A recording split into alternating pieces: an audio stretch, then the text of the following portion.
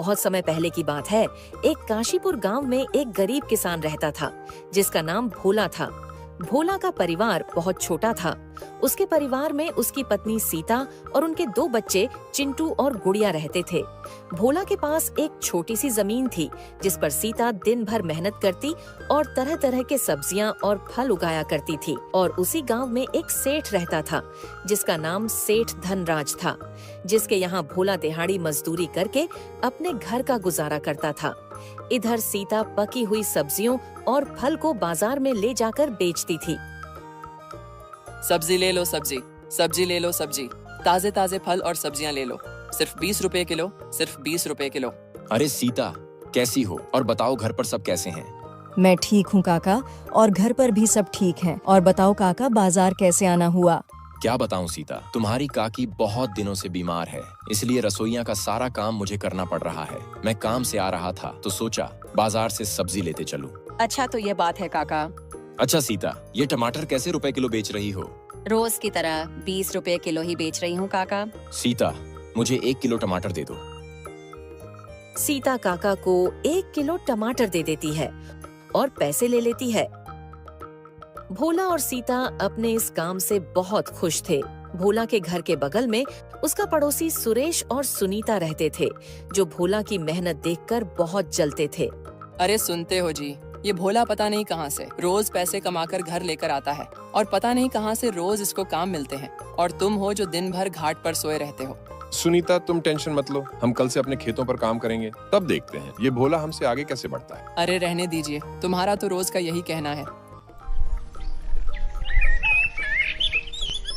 एक दिन ऐसा हुआ, सेठ धनराज के पास काम बहुत कम आने लगा और उसके पास मजदूर ज्यादा हो गए थे। काम कम होने के कारण सेठ धनराज ने कुछ मजदूरों को काम से निकालने का सोचा। वह सभी मजदूरों को अपने पास बुलाया। देखो मजदूर भाइयों, इस समय हमारे पास काम बहुत कम आ रहे हैं, इसलिए मैं कुछ मजदूरों को काम से निकाल रहा हूँ। भोला और श्यामू, तुम दोनों कल से काम पर मत आना। लेकिन सेठ जी, हमें काम से निकाल देंगे तो हमारे घर का गुजारा कैसे होगा? देखो भोला, मैं इसमें कुछ नहीं कर सकता। मैं अपने पुराने मजदूरों को नहीं निकाल सकता। भोला, अगर मेरे पास काम आने लगेंगे तो मैं तुम्हें बुला लूंगा। सेठ का यह बात सुनकर भोला दुखी मन से अपने घर आ जाता है और अपनी पत्नी सीता से कहता है, सीता, सेठ धनराज के पास काम कम होने के कारण सेठ ने हमें काम से निकाल दिया। क्या अब क्या होगा भाग्यवान? हमारे घर का गुजारा कैसे होगा? सीता, मुझे कुछ समझ में नहीं आ रहा है कि अब मैं क्या करूं। सुनिए जी, आप टेंशन मत लीजिए। वह जो हमारा खेत है, हम उसी पर फल और सब्जी उगाकर बाजार में बेचकर अपने घर का गुजारा करेंगे। तुम सही कह रही हो सीता, हम कल से अपने खेतों पर काम करेंगे। और कैसे भी यह बात भोला के पड़ोसी सुरेश को पता चलती है कि सेठ ने भोला को काम से निकाल दिया है। सुरेश खुशी से घर आता है और अपनी पत्नी सुनीता से कहता है, अरे सुनीता, तुम्हें पता है सेठ धनराज ने भोला को काम से निकाल दिया है। क्या सेठ ने भोला को काम से निकाल दिया? ये तो बहुत अच्छा हुआ। अब देखता हूँ सुनीता, ये भोला हमसे आगे कैसे बढ़ता है। और सुबह होते ही भोला अपने खेतों की ओर निकल जाता है। भोला अपने खेत में कड़ी मेहनत करता है। उधर सुरेश अपने खेतों में पेड़ के नीचे खाट पर दिन भर सोता रहता है। और उस गांव में केवल एक ही कुआं था जिससे भोला पानी लेकर अपने खेतों में सिंचाई करता था, जिससे भोला की सब्जी बहुत अच्छी होती है। भोला सिंचाई करने के बाद अपने घर की ओर निकल जाता है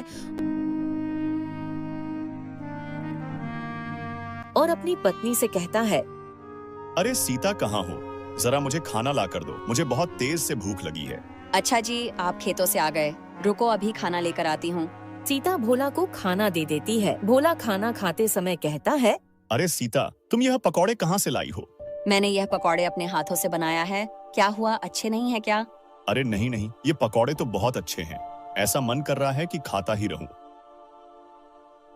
भोला खाना खाकर सुबह सब्जियों की सिंचाई करने निकल जाता है।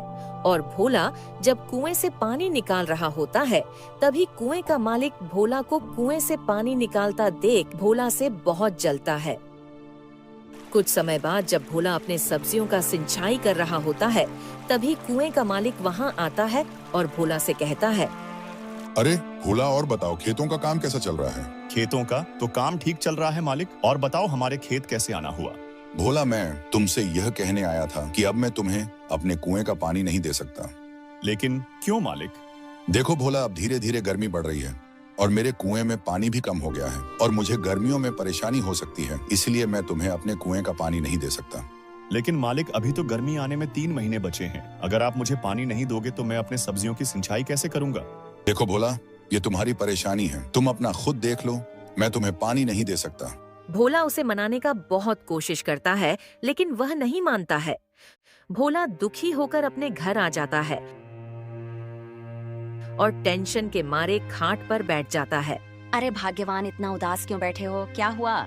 सीता जी, इस कुएं से हम पानी लेकर सब्जियों की सिंचाई करते थे। कुएं का मालिक कुएं से पानी लेने के लिए मना कर दिया। हे भगवान, ये क्या हुआ? हमारे साथ इतना बुरा क्यों होता है? अब भोला की घर की स्थिति दिन पर दिन बिगड़ती जा रही थी और भोला सुबह अपने खेतों पर जाकर देखता है तो उसकी सारी सब्जियां सूख गई थीं और वह घर आकर सीता को सारी बात बताता है। मेरे पास एक आइडिया है। कैसा आइडिया? मैं कुछ समझा नहीं। क्यों ना हम पकौड़े बेचने का काम शुरू करें? मुझे दिहाड़ी मजदूरी के अलावा और कोई काम भी तो नहीं आता है। अरे आप टेंशन क्यों ले रहे हो? मैं पकौड़े बना दूंगी और आप गांव में बेच आना। क्या पता हमारा यह काम अच्छा खासा चल जाए। सीता, अगर पकौड़े गांव में नहीं बिके तो हमारे बचे हुए पैसे भी खर्च हो जाएंगे। अरे भाग्यवान, आप पहले ही ऐसा मत सोचिए, पहले इस काम को करके तो देखिए। मुझे उम्मीद है लोगों को हमारे पकौड़े जरूर पसंद आएंगे। सीता सुबह पकौड़े बनाकर रख देती है और भोला पकौड़े को लेकर गांव की ओर निकल जाता है। पकौड़े ले लो पकौड़े, पकौड़े ले लो पकौड़े, गरम गरम पकौड़े। जो खाएंगे वह खुश हो जाएंगे, जो नहीं खाएंगे वह बहुत पछताएंगे। पकौड़े ले लो पकौड़े। तभी गांव का एक औरत भोला से कहती है, अरे भैया, क्या बेच रहे हो? पकौड़े बेच रहा हूँ। बहन जी, बताइए कितने रुपए का दे दूं? 20 रुपए का पकौड़े दे दो भैया। भोला उस औरत को 20 रुपए का पकौड़े देकर आगे की ओर निकल जाता है। ऐसे ही गांव में धीरे धीरे करके भोला के सारे पकौड़े बिक जाते हैं और भोला सारे पकौड़े को बेचकर घर की ओर निकल जाता है। जब घर पहुंचता है तब अपनी पत्नी सीता से कहता है, अरे सीता, जरा पानी लेकर आओ, मुझे बहुत तेज से प्यास लगी है। ठीक है जी, अभी लेकर आती हूँ। और बताइए हमारे कुछ पकौड़े बिके कि नहीं?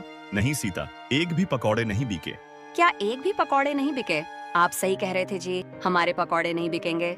अब तो हमारे बचे हुए पैसे भी खर्च हो गए। अरे सीता, पहले मेरी बात तो सुनो। कुछ पकौड़े नहीं बल्कि सारे पकौड़े हाथों हाथ बिक गए। क्या सारे पकौड़े बिक गए? हे ऊपर वाले, तेरा लाख लाख शुक्र है। अरे सीता, मैंने पानी भी मांगा था। अरे भाग्यवान, मैं तो भूल ही गई। रुको, अभी लेकर आती हूँ। सीता भोला को पानी दे देती है और अगले दिन सीता और भी ज्यादा पकोड़े बनाकर भोला को दे देती है और भोला गांव में बेचने चला जाता है। अब भोला को गांव में पहुंचते ही सारे पकौड़े जल्दी जल्दी बिकने लगते हैं। भोला पकौड़े बेचकर आगे की ओर जा रहा होता है, तभी गांव का एक आदमी भोला से कहता है, अरे भैया, आप ही पकौड़े बेचते हो क्या? हाँ भैया, मैं ही बेचता हूँ। भैया, मैंने सुना है तुम्हारे पकौड़े बहुत मशहूर हैं। जरा मुझे भी पकौड़े दो, मैं भी तो देखूं तुम्हारे पकौड़े कैसे लगते हैं। कितने रुपए का दे दूं भैया? 50 रुपए का दे दो भैया। भोला उस आदमी को 50 रुपए का पकौड़े देकर घर आ जाता है। सीता, हमारे पकौड़े का तो गांव में चर्चे हो रहे हैं। हाँ जी, ये सब ऊपर वाले का देन है। सीता और भोला दोनों बात कर ही रहे होते हैं, तभी गांव का मुखिया आता है। भोला, अरे ओ भोला, घर पर हो कि नहीं? हाँ मुखिया जी, घर पर ही हूँ। और बताइए, हमारे घर कैसे आना हुआ? भोला, मैंने सुना है तुम पकौड़े बेचने का काम शुरू किए हो। हाँ मुखिया जी, आपने सही सुना है। भोला, 1 हफ्ते बाद मेरी बेटी की शादी है, क्या तुम मुझे पकौड़े बनाकर दे सकते हो? हाँ मुखिया जी, क्यों नहीं। ठीक है भोला, अब मैं चलता हूँ। मुखिया इतना कहकर भोला के घर से चला जाता है। ये सारी बात भोला का पड़ोसी सुरेश सुन लेता है और घर जाकर सारी बात अपनी पत्नी को बताता है। इसके साथ हमेशा अच्छा क्यों होता है? सुनीता, तुम टेंशन मत लो, इसका तो कुछ ना कुछ करना पड़ेगा। अगले दिन जब सीता पकोड़े बनाकर किचन में रखती है, तभी रात को सुरेश पकोड़े चुरा लेता है और सुबह होता है तब सीता किचन में आकर देखती है तो वहाँ उसके पकोड़े नहीं दिखते हैं और जल्दी से जाकर भोला को बताती है। ए जी, सुनते हो, किसी ने हमारे सारे पकोड़े चुरा लिए। क्या किसी ने पकोड़े चुरा लिए? सीता, हमें मुखिया जी को देना था। अब क्या होगा भाग्यवान? सीता, मैं अभी मुखिया जी के घर जाकर 2 दिन का समय और मांग लेता हूँ। भोला मुखिया के घर की ओर निकल जाता है। अरे भोला, तुम और बताओ, हमारे घर कैसे आना हुआ? दरअसल मुखिया जी, मुझे 2 दिन का और समय चाहिए। किसी ने मेरे सारे पकोड़े चुरा लिए। क्या? ठीक है भोला, मैं तुम्हें 2 दिन का समय और देता हूँ, लेकिन तुम मुझे पकोड़े जरूर दे देना। ठीक है मुखिया जी। जब भोला अपने घर की ओर आ रहा होता है, तभी रास्ते में देखता है सुरेश का लड़का पकोड़े खा रहा है। इस लड़के को पकौड़ा कहाँ से मिला? सुरेश तो कभी पकौड़ा खरीदा नहीं। भोला उस लड़के के पास गया। बच्चे, तुम्हें यह पकौड़े कहाँ से मिले? ये पकोड़े मेरे पापा ने मुझे दिए हैं। मेरे घर में और भी पकोड़े हैं। भोला वहाँ से चला जाता है और घर जाकर यह बात सीता को बताता है। हाँ जी, ये बात हमें मुखिया जी को बतानी चाहिए। भोला मुखिया के घर जाकर यह सारी बात मुखिया जी को बताता है। ठीक है भोला, तुम चलो, मैं आता हूँ। भोला सीता को लेकर सुरेश के घर आता है, तभी उधर से मुखिया भी अपने साथ एक आदमी को लेकर आता है और सीधा सुरेश के घर में घुस जाता है और वहाँ मुखिया को वह पकौड़े दिख जाते हैं और बाहर आकर सुरेश से कहता है। सुरेश, तुमने भोला के पकोड़े क्यों चुराए? मुखिया जी, मुझे माफ कर दीजिए, मैं लालच के मारे भोला के पकौड़े चुरा लिए। मुखिया जी, अब से ऐसा नहीं करूँगा।